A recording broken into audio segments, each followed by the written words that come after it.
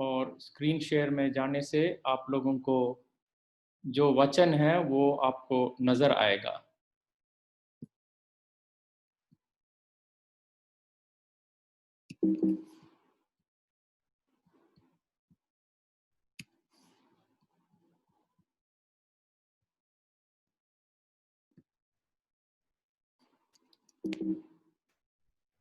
आज हम एजरा की किताब से पहला वचन से लेके पहला अध्याय से और उसके पहले वचन से 11 वचन तक हम इसको देखने वाले हैं, ताकि इसमें से जो शिक्षा हम सीख सकते हैं इसके बारे में हम अपनी जिंदगी में उसको इन इन बातों को उपयोग करके हम आत्मिक जिंदगी किस प्रकार से चलाएं, यहाँ पे हम सीख सकते हैं। तो वैसे तो मैंने इसका टाइटल मैंने जो दिया है, इस अध्याय का टाइटल मैंने जो दिया है वो है एडमिनिस्ट्रेटिव होलीनेस। इसका मतलब ये है कि कोई भी ऑर्गेनाइजेशन के एडमिनिस्ट्रेशन में या कलीसिया के एडमिनिस्ट्रेशन में या जब हम बड़े हो जाते हैं, बिशप हो जाते हैं और भी बड़े अधिकार हम लोगों के हाथ में आ जाते हैं, या कोई गवर्नमेंट के ऑर्गेनाइजेशन में बड़े ऑफिसर हैं, तो वहां पे हम किस प्रकार से हमारे आत्मिक जिंदगी का जो पवित्रता है उसको वहां पे किस प्रकार से हम इस्तेमाल करेंगे। तो इस बात को हम देखते हैं इस अध्याय में, एंड इसलिए इसका टाइटल मैंने दिया है एडमिनिस्ट्रेटिव होलीनेस। तो हम लोग इस वचन को पढ़ेंगे ताकि हम इसको समझ पाएंगे कि यहाँ पे क्या लिखा है। ये जो जानवर आप जो देख रहे हैं, जो इस पिक्चर में भी है, और यहाँ पे इसका साइंटिफिक नाम है मुस्टेला अर्मीनिया, लेकिन अंग्रेजी भाषा में इस जानवर को बोलते हैं अर्माइन या अर्मीन करके बोलते हैं। ये बहुत सुंदर जानवर है। ये जहाँ पे ये क्या है, ये बर्फ पाया जाता है, उन इलाकों में ये जानवर को पाया जाता है, लेकिन ये बहुत रेयर एनिमल है और लोग इसको बहुत बुरी तरह से हंट करते थे, क्योंकि इसका बदन में जो चमड़ा और बाल जो है ना वो बिल्कुल सॉफ्ट है।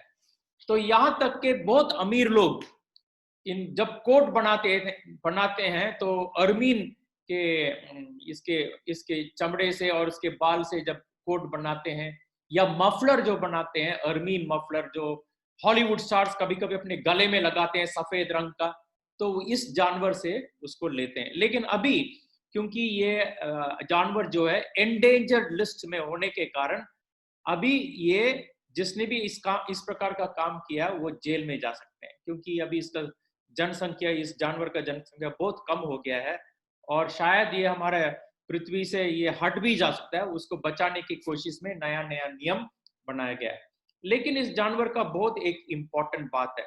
So I am trying to talk about this animal which is called as the ermine, and many of the Hollywood actors, they price the coat of the ermine because it is very very costly, and you would find them with white mufflers made from the fur of ermine, and it is a very this is a pure white animal and it has got some unique behavioral characteristics.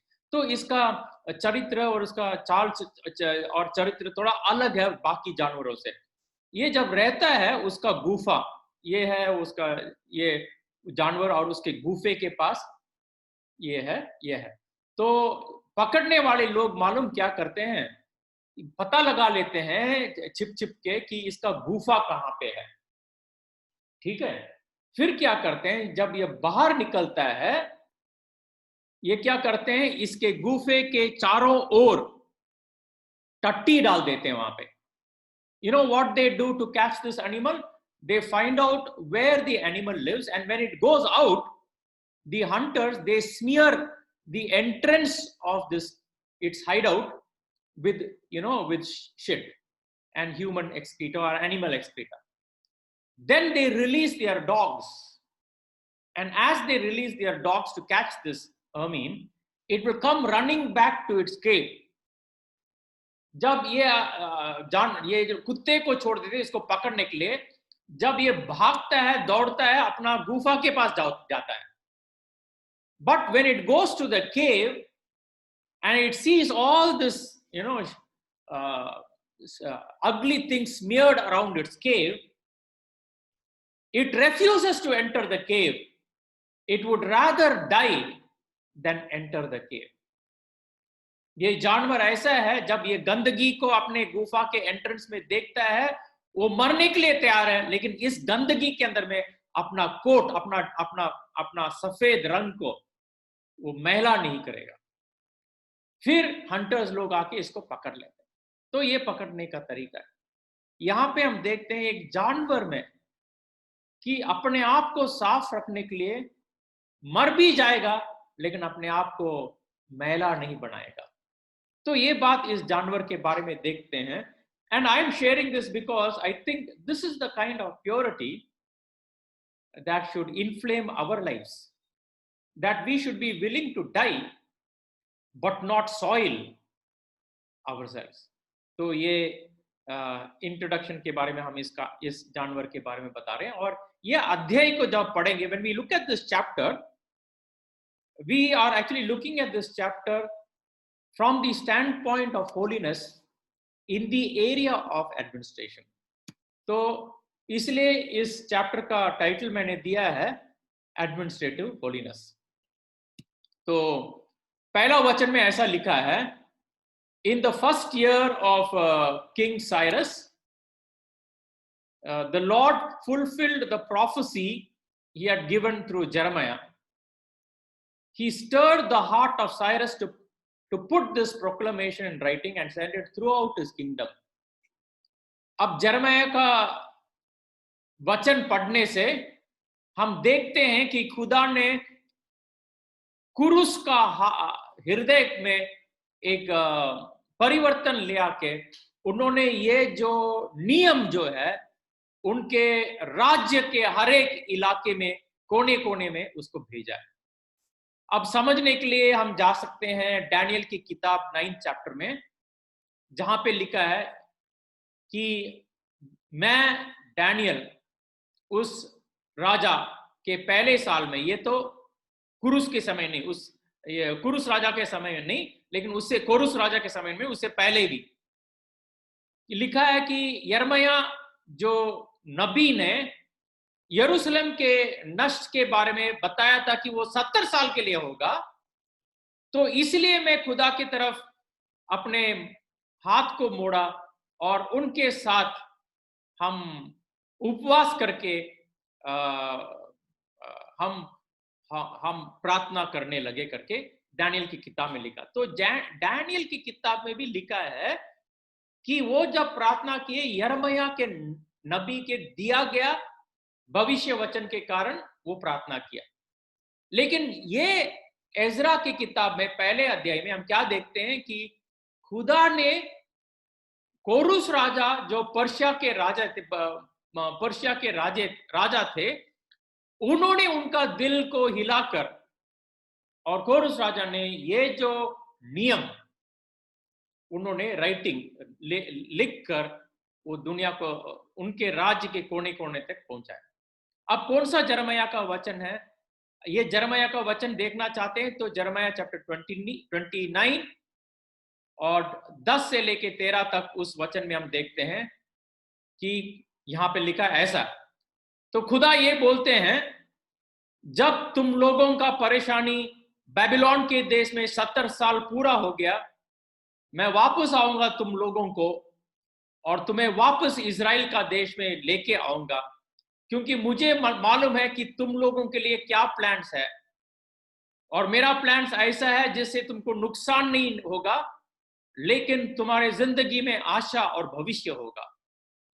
तब तुम मेरे नाम के ऊपर में पुकारोगे और मैं आऊंगा और तुम्हारा विनती को सुनूंगा।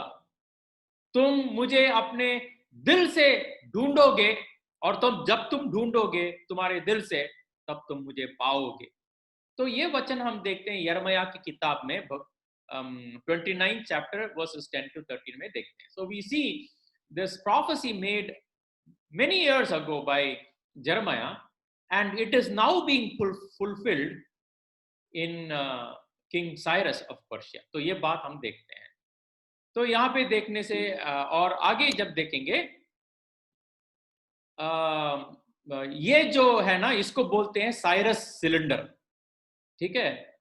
जो स्कॉलर्स बोलते हैं ये लगभग 539 टू 538 बीसी में ये साइरस सिलेंडर, जो नियम ये साइरस ने बनाया था और पर्शिया के एक एक कोने में भेजा है, वो यही सिलेंडर है जो लगभग 539 या 538 बीसी में लिखा गया है।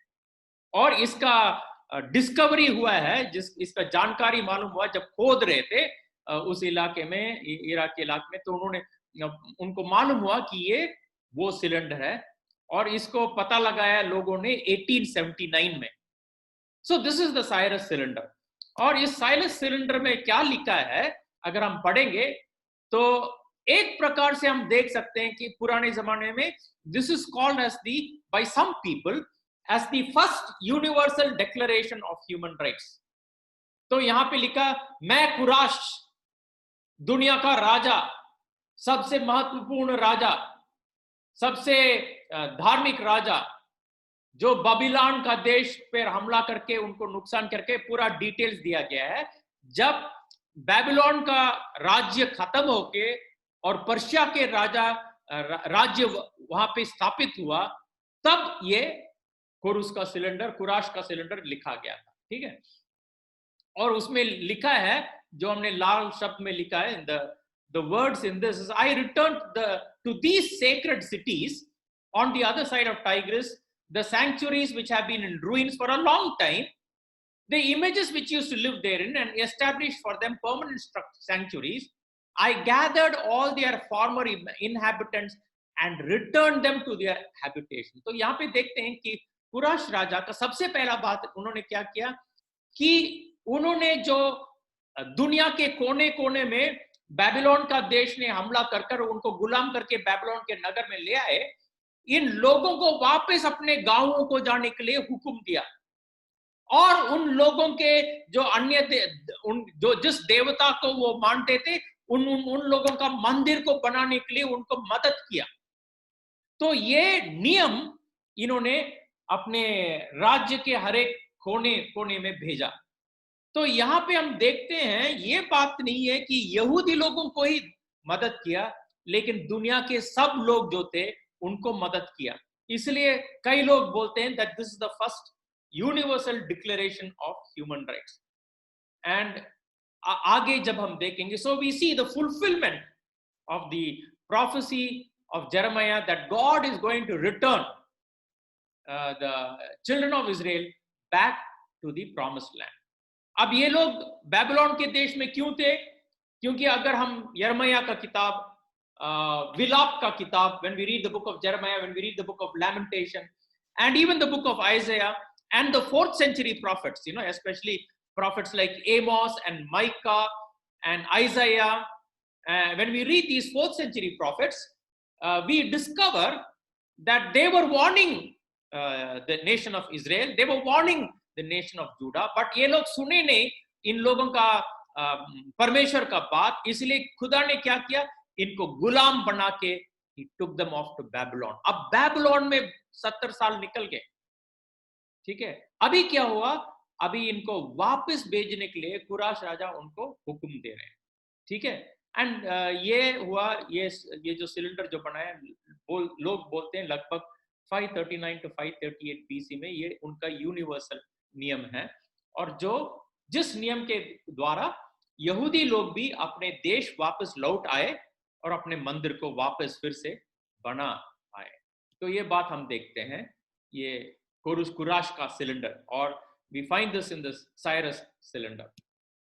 Then एक और बात समझने की जरूरी है, अगर हम याशाया का किताब देखेंगे, याशाया का किताब तो लगभग 300 साल पहले लिखा गया था, यानी कि ये घटना होने से पहले 300 साल पहले, roughly around 300 to 400 years before this event, Isaiah writes something in Isaiah chapter 45 and even in chapter 44, but I'm reading Isaiah chapter 45 for you. And what does it say? This is what the Lord says to Cyrus, his anointed one, whose right hand he will empower. यहाँ पे क्या देखते हैं इस वचन में कि kurash राजा को खुदा ने चुना, और भविष्य वक्ता याशाया इस बात को 300 साल पहले ही बता रहे हैं। Now look at that. तुम सोच के देखो, the name of Cyrus is written by Isaiah roughly about 300 to 400 years before the event. This shows how the Bible is true. इसका मतलब क्या है? God is behind everything that happens.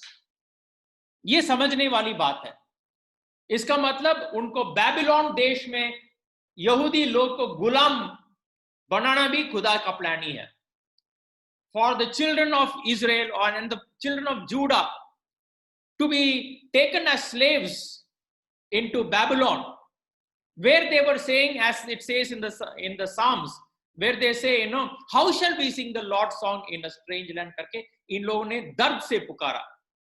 ठीक है, तो ये इसमें भी खुदा ही थे, God was behind it। लेकिन वापस उनको देश में ले आना वो किसका काम है?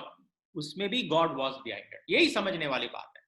जब दुर्घटना होता है God is behind it, जब अच्छे चीजें होते हैं God is behind it। अगर आप मेरे बात को नहीं मानते, ये यहूदी लोगों का देखने का तरीका है। अगर मेरे बात को नहीं मानते हैं, if you don't believe my words, you look at the book of Job in chapter 2। Okay, if you read the book of Job and chapter 2, the wife of Job is telling Job in the wrong, giving wrong ideas. Sometimes we have to be very careful about what we listen from our spouses, whether it be husband or wife. Sometimes there is a dangerous tendency that we will give the wrong advice. और यहाँ पे उसका wife ने क्या बोला? 9th verse, Job chapter 2. His wife said to him, are you still a man? Are you still maintaining your integrity? Curse God and die. जब सब कुछ बिक गया था आयुब की जिंदगी से, जब सब कुछ लूट गया था, जब बच्चे लोग मर गए थे, दूसरा अध्याय में क्या हो जाता? पूरा बदन में, उसके बदन में बॉइल्स, वो दर्द उस परेशानी को देख नहीं पाए। उनके बीवी को पसंद नहीं है कि उनके बदन से ये जो बॉइल्स जो निकल रहे हैं उसको जाके साफ करेंगे, गंदा स्मेल आ रहा है। उस नफरत से बीवी ने क्या किया? Are you still maintaining your integrity? Curse God and die. उसने क्या जवाब दिया? He replied, you are talking like a fool. 10th verse. Shall we accept good from God and not trouble? In all this, Job did not sin in what he said. कितना important है कि हमारे बोलचाल में हम पाप नहीं करेंगे। ठीक है, God is behind everything that happens. यहां पे क्या लिखा है? Shall we accept good and not bad? क्या परमेश्वर से हम अच्छा चीज को ही अपनाएंगे, बुरे चीज को नहीं अपनाएंगे? इसका विश्वास इतना तगड़ा है कि शैतान उसको हिला नहीं पाया। हम लोगों का विश्वास कहां पे है? We need to understand that God is behind everything that happens. And आजकल मुझे वो डर नहीं है, लेकिन एक बार अब जब मेरा तबीयत थोड़ा सा ठीक था, हम पैदल चले गए थे बाजार में, ये क्या है, रिलायंस स्टोर में कुछ खरीदने के लिए। फिर उसके बाद बगल में वो बुफे स्टोर है, वहां पे हम अपना चपाती या मांस जो खरीद लेते हैं वहां पे, तो रेडीमेड चपाती मिलते हैं वहां पे। तो हम वहां पे गए थे, तो देख रहे थे कि I noticed one thing, there was panic in everybody's heart and I could sense it. I went to the store and I was discovering actually people are afraid to come near each other. इतना डर था। ये शुरुआत में, हम 3 महीना पहले की बात बोल रहे हैं, ठीक है? There was panic, and I don't know, there are many Christians also who are having this panic, and ये पैनिक मुझे समझ में नहीं आ रहा, डरने का क्या बात है? God is behind everything that happens. उनको दंडना मालूम, ले आना भी मालूम है, बचाना भी मालूम है। खुदा पर विश्वास हटाओ मत। अब कोरोना वायरस के कारण कई लोग डर के कारण वो पता नहीं किस प्रकार से वो उनका बिहेवियर, उनका चरित्र, उनका वातावरण सब कुछ बदल गया है। But we have to remember, हमको एक बात समझना चाहिए, इन बातों में फिक्र मत करो। God is behind everything that happens. अगर खुदा ने इसको ले आया है खुदा को मालूम हमको कैसे बचाएंगे, इसलिए उस बात के बारे में फिक्र नहीं करो। अगर लग भी गया तुमको कोरोना, हम खुदा से यही प्रार्थना, अगर हमको लग भी गया, I am ready to go Lord. If I get that disease, I'm ready to go. If I don't get that disease, Lord, help me to serve you better. We need to understand this important truth that God is behind everything that happens. आगे देखते हैं, दूसरा वचन में ऐसा लिखा हुआ, अगर आप लोगों के पास बाइबल है तो आप पढ़ सकते हैं, वहां पे एजरा के किताब में और पहला अध्याय और दूसरा वचन, ठीक है, हम अभी आपको पढ़ रहे हैं। एजरा का किताब, जो यहाँ पे तो मैंने अंग्रेजी में लिखा, लेकिन हम हिंदी में भी तुम लोगों के लिए पढ़ते हैं, ठीक है। दूसरा वचन में लिखा है कि फारस का राजा कुसरू यूं कहता कि स्वर्ग के परमेश्वर यहोवा ने पृथ्वी भर का राज्य मुझे दिया है, और उसने मुझे आज्ञा दी कि यहूदा के यरूशलेम में मेरे एक भवन बनाओ। So look at this, in the second verse it says, the Lord, King Cyrus of Persia says, the Lord God of heaven has given me all the kingdoms of the earth. ठीक है, यहां पे क्या लिखा है, हिंदी में पढ़ रहे हैं कि स्वर्ग के परमेश्वर यहोवा ने पृथ्वी भर का राज्य मुझे दिया। पृथ्वी भर के राज्य किसने दिया? परमेश्वर ने दिया। Awareness of the gift from the almighty God. अब उसको यहूदा का परमेश्वर मालूम है कि नहीं, अपने वो पर्सनली जानते हैं कि नहीं, वो अलग बात है, लेकिन वो इतना जानते हैं कि खुदावंद खुदा, जो जलाली खुदावंद खुदा है, जो स्वर्ग में रहते हैं और जो सब मनुष्य जाति को बनाए हैं, उन्होंने मुझे ये अधिकार दिया करके ये स्वीकार करते हैं। दैट मीन्स उसको मालूम है कि मुझे जो मिला है अधिकार, ये खुदा का दान है। That is the first thing that we see in this chapter. Administration, in administration we must realize that this responsibility of administration has been given to us because it's a gift from the Almighty. अगर हम इस बात को पहचानते हैं, when we realize that God has given us this authority and this gift, our attitude to ministry and responsibility and authority will completely change. In Jeremiah 27:5 it says, with my great strength and powerful arm I made the earth and all its people and every animal. I can give these things of mine to anyone I choose. खुदा का ये अधिकार है कि ये उनका अधिकार जो है वो किसी को दे सकते हैं। और यहाँ पे ये जो राजा जो है, जो कुसरू राजा है, वो कहते हैं कि स्वर्ग के परमेश्वर यहोवा ने पृथ्वी भर के राज्य मुझे दिया करके ये स्वीकार करते हैं।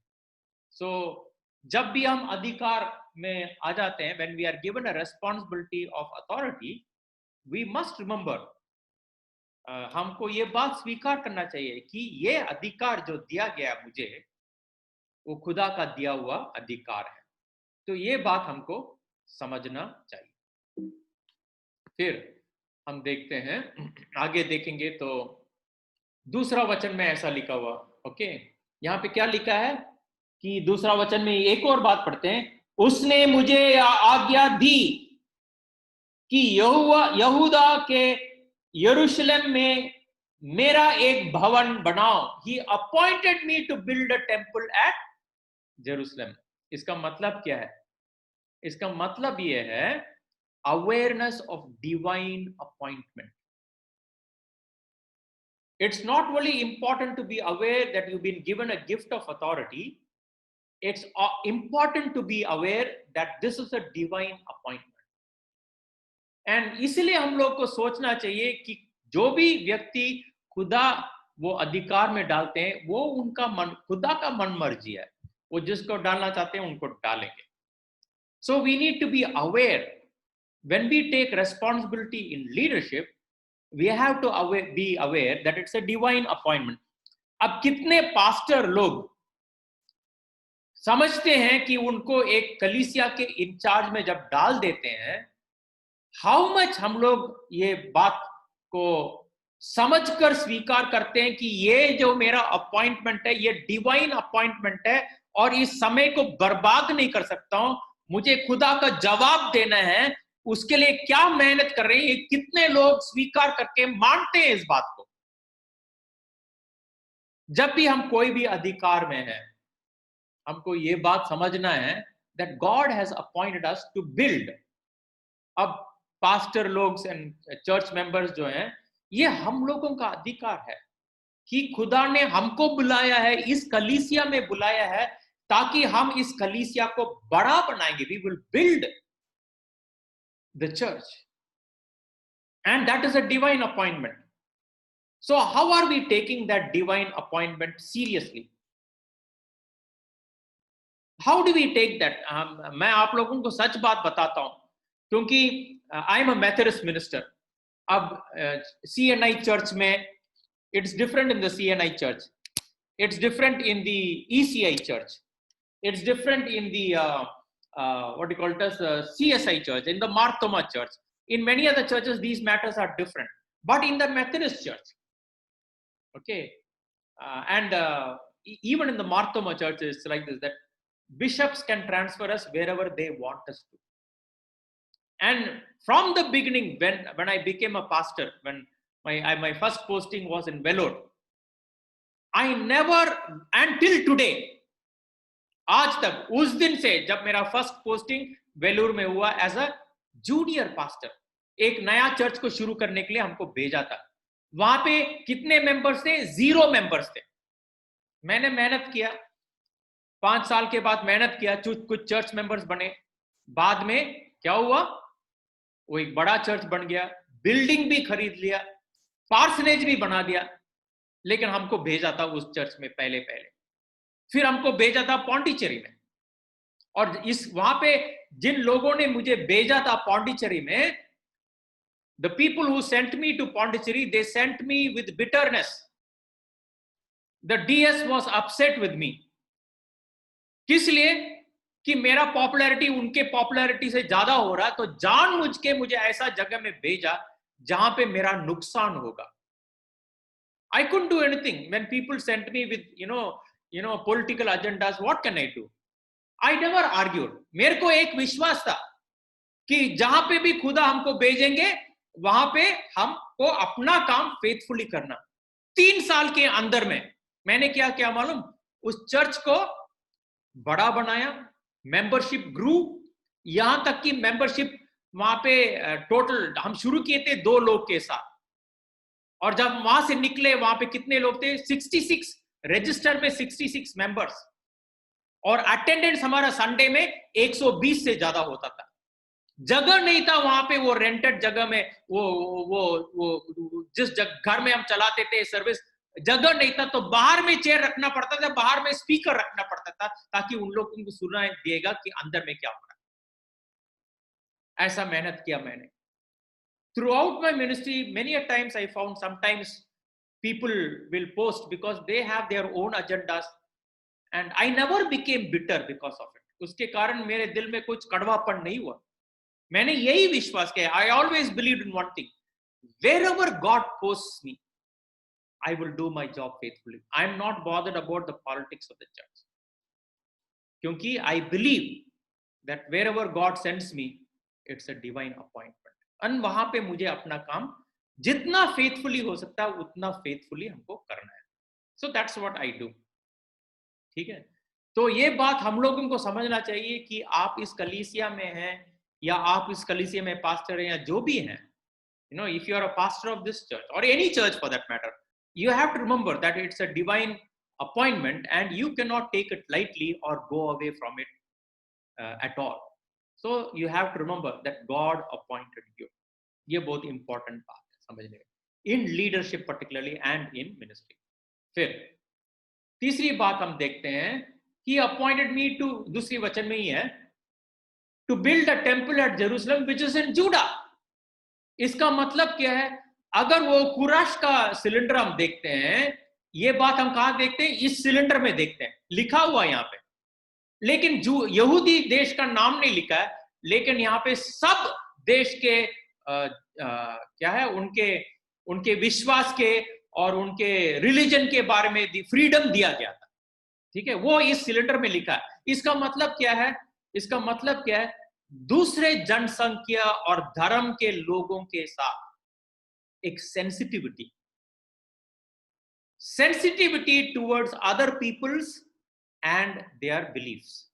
अब कुछ दिन पहले मैंने एक वीडियो यूट्यूब के वीडियो, एक मेरे दोस्त जो बिशप हैं, मेथोडिस्ट चर्च के बिशप ही हैं, लेकिन अभी रिटायरमेंट हो गए, तो उन्होंने हमको भेजा, और उसमें क्या दिया गया है कि कैसे इस्लाम का धर्म वो दूसरे देशों में क्या कर रहा है कि ईसाई लोगों को हटाकर वहां पे हमला कर वो अपना धर्म को फैलाने की कोशिश कर रहे हैं। ठीक है, लेकिन हमारे देश में क्या प्रॉब्लम है? वो मुसलमानी लोगों का प्रॉब्लम नहीं है। हमारे देश में प्रॉब्लम क्या है? दूसरे धर्म के लोग ऐसे हैं कि बाकी धर्मों को वो मिटाने की कोशिश कर रहे हैं, मुसलमानों को मिटाने की कोशिश कर रहे हैं, ईसाइयों को मिटाने की कोशिश कर रहे हैं। और अगर आप लोगों को मालूम है कि ओडिशा में क्या हुआ, कुछ साल पहले कंधमाल में एक गड़बड़ हुआ, जहां पे एक पूरे गांव जो ईसाइयों का गांव था उसको मिटा दिया। फिर हमने देखा रिसेंटली एक 14 साल के लड़के को उसको पकड़कर उसको क्या किया? उसको काट काट कर टुकड़ा बना के उसको, फिर by the time the church members came to know, they appeal to the police. ये बात हमने खबर में, हमारे ग्रुप में ये रेमो ने डाला भी है। ठीक है, सो आजकल क्या हो गया ना, दूसरे धर्म के जनसंख्या के लोगों के साथ वो सेंसिटिविटी नहीं है, हमला कर रहे हैं एक दूसरे के बारे में ऊपर। लेकिन हम लोगों को दूसरे धर्मों के साथ एक सेंसिटिविटी होना चाहिए। काफी पेंटिकॉस्टल पास्टर्स वो दूसरे धर्मों के ऊपर उनके प्रचार के द्वारा हमला करते हैं। वो ये लोग मूर्ति पूजा करके ऐसे बोलते हैं, वो करते हैं कि नहीं करते हैं, उनके जो मन के विचार में चोट नहीं पहुंचाना चाहिए। हाँ, ये बात तो सच है कि हमारे विश्वास के मुताबिक हमारे वचन के मुताबिक जो हुक्म दिया है उस सुसमाचार को सुनाना है। बट उसको सुनाने का मतलब ये नहीं कि हम दूसरे लोगों के और उनके धर्म के ऊपर हम हमला करेंगे, वो गलत बात है। इसलिए हम लोगों को we must have a sensitivity towards other peoples and their belief. और ये जो साम्राज्य है, सम्राट जो है, जो हम इस वचन में देखते हैं, किंग साइरस ऑफ पर्शिया, या हमारे हिंदी भाषा में क्या लिखा है, खुसरू राजा जो है, उनके पूरे साम्राज्य में उन्होंने क्या एक नियम भेज दिया था, जिससे उनका दूसरे धर्मों के साथ there was a measure of balance. इसलिए ये वाला सिलेंडर को बोलते हैं the first declaration of human rights. Human rights का वायलेशन कहां पे होता है? जहां पे एक गोष्ठी दूसरे गोष्ठी के ऊपर हमला करते हैं, जहां पे एक धर्म दूसरे धर्म के ऊपर में धर्म के नाम में हमला करते हैं। ठीक है, और ये किस किस ने किया? क्रूसेड्स के जमाने में ये कैथोलिक चर्च ने किया, दूसरे मुसलमानी धर्मों में मुसलमानी लोगों ने। आजकल के दुनिया में हम देखते हैं कि आईसिस का जो क्राइसिस है, ठीक है, जो हम सीरिया और इन इलाकों में देखते हैं, ईसाइयों को पकड़कर उनको मार रहे हैं। लैक ऑफ सेंसिटिविटी, और हमारा देश में भी हो रहा है, लेकिन मुसलमानों के द्वारा नहीं हो रहा है। क्यों? There is lack of sensitivity. हम लोगों को कैसे होना चाहिए? दूसरे धर्मों के साथ एक सेंसिटिविटी होना चाहिए। मेरे जो सच्ची में हम आपको बोल रहे हैं, मेरे सबसे जिगरी दोस्त मालूम कौन है? वो ईसाई लोगों में नहीं है। माय डियरेस्ट फ्रेंड्स, हम सच्ची में बोल रहे हैं, my best friends, they are not among the, I mean there are some among the Christians, but my best friends, they are among the Hindus. वहां पे एक डॉक्टर है जो शोलिंगुर के इलाके में रहते हैं, उनका नाम है डॉक्टर नरसिम्हन। उनकी बीवी, उनके बीवी के माँ, उनके बीवी के बाप, उनके बीवी के भाइयों, उनके उन उन दोनों के रिश्तेदार उस गांव में, उन दोनों के रिश्तेदार बगल वाले गांव में, उन दोनों के रिश्तेदार तिरतोनी के गांव में, पुत्तूर के गांव में, ठीक है, हर एक उनके 5 गांवों में जिनके जितने भी रिश्तेदार सब मुझे जानते हैं, लेकिन ये डॉक्टर और उनके बीवी बीवी मुझको बहुत प्यार करते हैं। तो आप लोगों को हम बता रहे हैं कि जब मेरा हार्ट अटैक हुआ था तो ये लोग आगे मुझे मदद करने के लिए तुरंत हमको फोन किया। उस टाइम हम हॉस्पिटल में थे, उन्होंने फोन करके बताया, उन्होंने बोला हमको, प्रभु तुम किसी चीज के बारे में फिक्र मत करो, जितना भी खर्च होगा तुम्हारा मेडिकल खर्च होगा हम देने के लिए तैयार हैं, करके ये डॉक्टर ने बोला और उनकी बीवी ने बोला। वैसे तो हमने उनसे मदद नहीं लिया, लेकिन देखो उनका प्यार। Why? Because I love people across religions and they love me because of it. तो यहां पे क्या है, we must have a sensitivity towards other peoples and their beliefs. Okay, फिर तीसरा वचन में लिखा है, all of you who are people may return to Jerusalem. जो यहां पे हिंदी में हम पढ़ रहे हैं, उसकी समस्त प्रजा के लोगों में से तुम्हारा मध्य जो कोई हो उसका परमेश्वर उसके साथ रहे और वो यहूदा के यरूशलेम को जाकर इजराइल का परमेश्वर यहोवा का भवन बनाए। तो all of you who are his people may return to Jerusalem. तो यहां पे हुक्म दे रहे तुम लोग वापस जा सकते हैं। इसका मतलब क्या है? Consideration for the emotional longing of the subjects. ठीक है, इसका मतलब क्या है कि हम लोगों को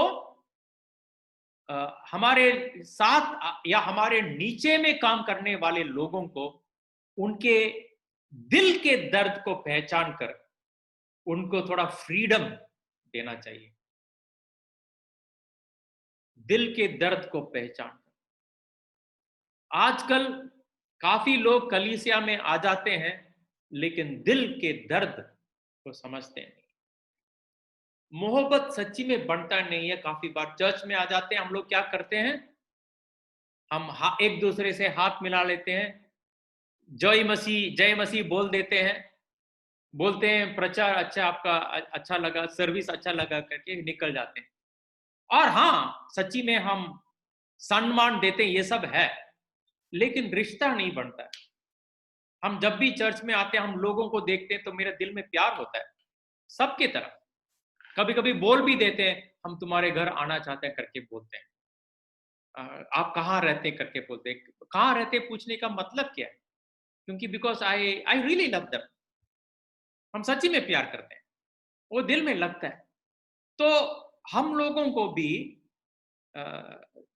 दूसरों को दिल के अंदर में क्या है, मोहब्बत करने से ही उनका दर्द हम पहचान पाएंगे। तो it is very important for us to consider the emotional longing of the people who are working underneath us, who are part of our community. They may not have a voice to say, उनको आवाज नहीं है, वो मुंह बंद रहते हैं उनका, but we must consider their emotional longings. ये सच्चा लीडरशिप बनता है। आगे हम देखते हैं कि चौथा वचन में लिखा है ऐसा, हम पढ़ रहे हैं, हिंदी में पढ़ रहे हैं पहले, I am reading it in Hindi. और जो कोई किसी स्थान में रह गया जहां वो रहता हो, उस स्थान के मनुष्य चांदी सोना धन और पशु देकर उसकी सहायता करें और इससे अधिक परमेश्वर के यरूशलेम के भवन के लिए अपनी इच्छा से भी भेंट चढ़ाएं। तो यहां पे क्या है, wherever this Jewish remnant is found, let their neighbors contribute towards their expenses by giving them silver and gold and supplies for their journey and their livestock, as well as voluntary offerings for the temple of God in Jerusalem. So this is talking about the economic restoration of the oppressed. ठीक है, तो यानी कि जिन लोग जो क्लेश और परेशानी में हैं, जो क्लेश और परेशानी में है, उनको उस परेशानी और दबाव से उनको उठाकर बाहर निकालने के लिए उनको मदद हमको देना चाहिए। हमारे एक दोस्त हैं जो शायद आपने हमारे ग्रुप में देखा रहेगा, उसका नाम है रेवो। वो सुबह सुबह चले जाते हैं, वो रोड में, मेन रोड में चले जाते हैं जहां पे गाड़ियां आते हैं। ठीक है, कहां से आते हैं ये बसेस? कहां से आते हैं? तमिलनाडु से आते हैं, केरला से आ रहे हैं। कहां जा रहे हैं? कलकत्ता या नॉर्थ को जा रहे हैं, या हमारे देश, हमारे स्टेट के अंदर में जाते हैं। किस लिए? ये वहां से, ये लॉकडाउन के टाइम में ये लोग, गरीब घराने के लोग जो वहां पे काम कर रहे थे, अब अपना वापस अपना घर लौटने से कुछ तो फायदा मिलेगा। अपना वो जो रेशन कार्ड से उनको कुछ फ्री खाना मिल सकता है, घर में बनाने के लिए कुछ वस्तु मिल सकता है, लेकिन दूर देश में, दूर शहर में नहीं मिलता है। ये लोग वापस आ रहे हैं, तो मेरे दोस्त रमो खड़ा हो जाते हैं, सुबह चले जाते हैं वहां पे 8 साढ़े 8 तो सुबह सुबह चले जाते हैं, उससे पहले चले जाते हैं 8 बजे से पहले खाना बनाने के लिए, ब्रेकफास्ट, ताकि इन लोगों को जो बस में आते हैं उनको फ्री ब्रेकफास्ट मिलेगा। फिर लंच में खड़े हो जाते हैं ताकि जो लंच टाइम में बसेस आते हैं उनको फ्री लंच मिलेगा। वो वेजिटेबल बिरयानी बनाते हैं। कई लोगों ने वो खाना को देखकर वो रोने लगे और बोले हमने 3 दिन के लिए खाना नहीं खाए। ड्राइवर और कंडक्टर ने भी खाना नहीं खाया। The point that I am trying to make is, जो लोग क्लेश और दबाव में ऑलमोस्ट मिट रहे हैं, उनको हमको उठा के उनकी जिंदगी में, हमारे मदद के कारण उनकी जिंदगी में उन्नति आना चाहिए। इसको बोलते हैं economic restoration of the oppress, and that is our responsibility. तो आगे हम देखते हैं, तो लिखा है, तब खुदा ने, 5वां और 6वां वचन हम पढ़ रहे हैं, I am reading it in Hindi. तब यहूदा और बिन्यामिन के जितने पितरों के घरानों के मुख्य पुरुषों और याजकों और लेवियों का मन परमेश्वर ने उन उभारा था कि जाकर यरूशलेम यहोवा के भवन को बनाएं। वे सब उठ खड़े हुए। They got up to rebuild the temple of God. और लिखा है 6वां वचन के, वहां के सब पड़ोसन ने उनको चांदी, सोना और सफर के लिए जो जरूरतें हैं और पशुपाल उनको दिया, और बहुत सारे दान भी दिया वापस अपने जगह जाने के लिए। तो ये बात हम यहाँ पे देखते हैं। फिर बाद में हम देखते हैं कि इसका मतलब ये है कि we must help the people who have been oppressed. तो यहाँ पे हम यही बात देखते हैं कि restoration of the oppressed, economic restoration of the oppressed. आगे हम देखते हैं ये जो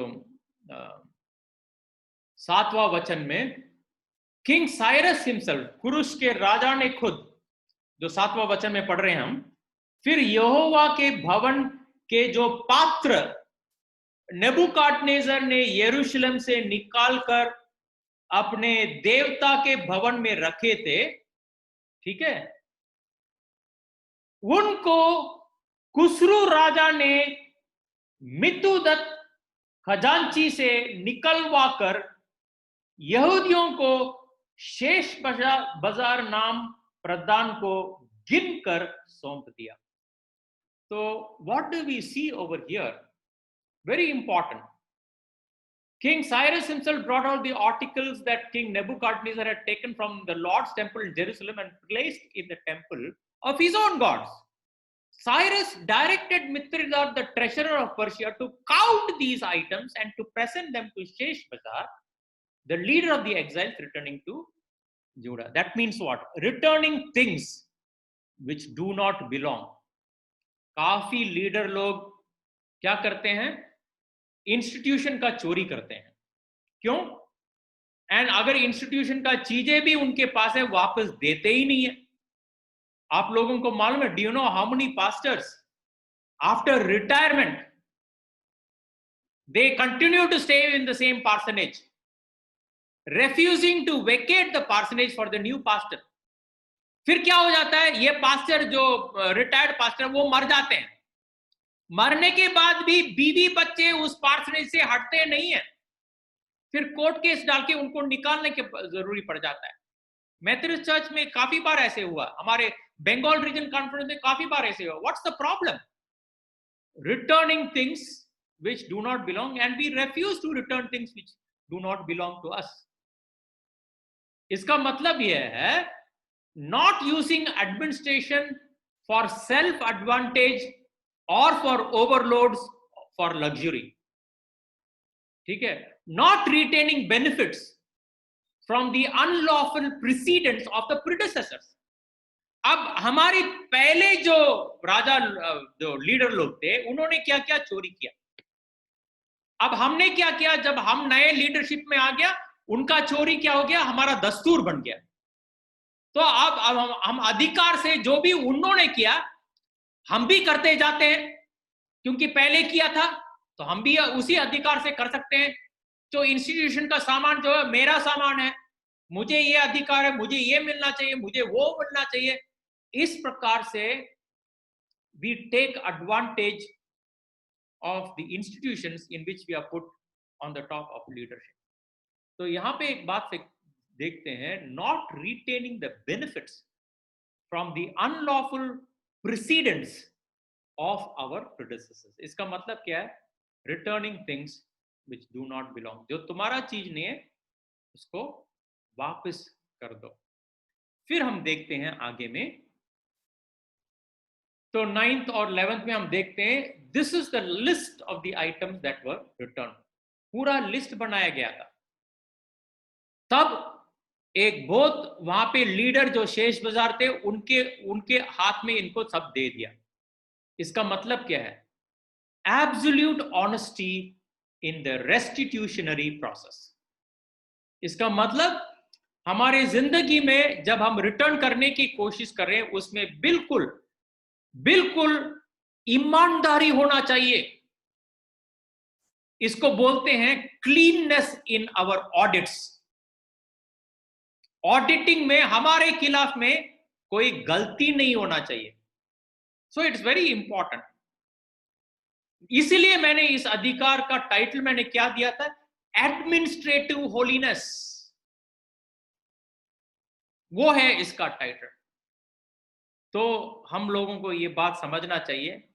हमको मालूम है एक पहले हमारे एक बिशप थे, उसको वो बहुत सच्ची में बहुत, उसके बारे में कई लोग बहुत गलत बात भी बोलते हैं, लेकिन हम उसके बारे में नहीं बोल रहे हैं।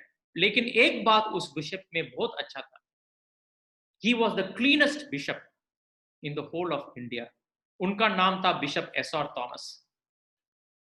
और बिशप एसआर थॉमस कोई भी इंस्टीट्यूशन से कुछ भी गलत प्रकार से नहीं लिया। ही रेफ्यूज टू टेक। ऐसे प्रकार का बिशप्स हमको और लीडर्स, हम बिशप के बारे में नहीं बोल रहे, लेकिन हम लोग जो पास्टर्स हैं हम लोगों को भी तो वैसे ही होना चाहिए। अब अगर हम लोग बुरे प्रकार के पास्टर्स हैं तो हम बुरे प्रकार के बिशप बन जाते हैं ना। अगर हम अच्छे पास्टर्स हैं और हमारे अंदर में ईमानदारी है और वफादारी है और शराफत है, जब हम बड़े बन जाते तो वो ईमानदारी और वफादारी और शराफत हमारी जिंदगी में मजबूत हो जाता है। उसी प्रकार से हम चलाने की कोशिश करते हैं। काफी लोगों ने मुझे बताया है कि अभी जो प्रेजेंटली जो बिशप वेलूर डायसिस के सीएसआई चर्च में है, वो ना केवल बहुत ईमानदारी है, बहुत नम्र व्यक्ति है, दूसरों से हमको सुनाई दे रहा है। तो ये बात हम लोगों की जिंदगी में बहुत इंपॉर्टेंट है कि ये नहीं कि अमीर बन जाए, लेकिन अमीरता से ज्यादा हमारा सम्मान और हमारा इज्जत और हमारा मान है। हमने शुरुआत में हम आप लोगों को एक कहानी बताया था, मालूम, इस जानवर के बारे में। इसको कैसे पकड़ते हैं? उसके गुफा के चारों ओर गंदे गंदे चीज लगा देते हैं। जब ये बाहर निकल जाता है उसके बाद क्या करते हैं? उसके पीछे में कुत्ते छोड़ देते हैं। जब वापस गुफा में जाने की कोशिश करती है तो ये जानवर क्या घुसता नहीं है। क्यों? क्योंकि वहां पे गंदा है। अपने सफेद कोट को गंदा नहीं करनी चाहती है। मरने के लिए भी तैयार है, कुत्ते ने पूरा उसको घेर लिया, मरने के लिए भी तैयार है, लेकिन उस गंदे गुफे के अंदर में घुसेगी नहीं। I think we need leaders who exhibit that kind of holiness that is there in the small creature, that is there in the example of this king whose name was Cyrus. And I think then really justice can take place in our institutions. चलो हम लोग अपने sir को झुका लेंगे और इस समय में हम लोग प्रार्थना करेंगे। ये प्रार्थना का समय में अगर किसी को लगा कि अभी हम इस समय में वचन सुनने के कारण हम खुदा आपके दिल में बात कर रहे हैं, तो ये है वो समय, शांत के समय, जिसमें हम लोग अपने आप से प्रार्थना कर सकते हैं। ये समय है प्रार्थना करने का। अगर खुदा ने आपके दिल में बात किया है तो आप खुद दिल से पुकार के खुदा से बात कीजिए, हे प्रभु परमेश्वर, जिस प्रकार से आपने मेरे दिल में प्रार्थना किया है उसी प्रकार से हमारे जिंदगी के अंदर में भी एक सुंदर प्रकार का पवित्रता आप ले आ दीजिए। हम तो पवित्र नहीं बन सकते हैं, लेकिन पवित्र आत्मा के द्वारा हम पवित्र बन सकते हैं। If God is speaking to you, this is the time to surrender your life to God and let us spend some time in silence and then in prayer.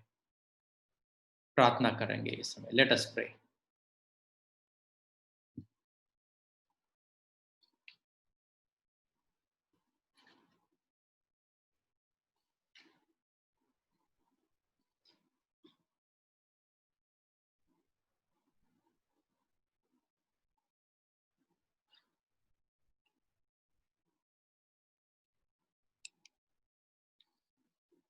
हे प्रभु परमेश्वर, हमें इस प्रकार का एक मजबूत हृदय दीजिए जिसके द्वारा कोई भी परेशानी, क्लेश और दिक्कत हमें नीचे नहीं खींचेगा। हे प्रभु परमेश्वर, हमें इस प्रकार का एक हृदय दीजिए जिस प्रकार से कोई क्लेश हमको घिसा नहीं सकता है। हे प्रभु परमेश्वर, हमें इस प्रकार का एक धार्मिक हृदय दीजिए जिससे कोई गंदे चीज हमें गलत प्रकार के आजमाइश में हमको नहीं लेके जाएगा। हे खुदावंद खुदा, हमें ऐसा एक समझ दीजिए, ऐसा एक ज्ञान दीजिए और ऐसा एक मोहब्बत दीजिए जिसके हम आपको कभी जिंदगी भर नहीं छोड़ेंगे, लेकिन निरंतर आपके करीब में ही रहेंगे। ये विनती को हम मांगते हैं यीशु मसीह के नाम में, आमीन।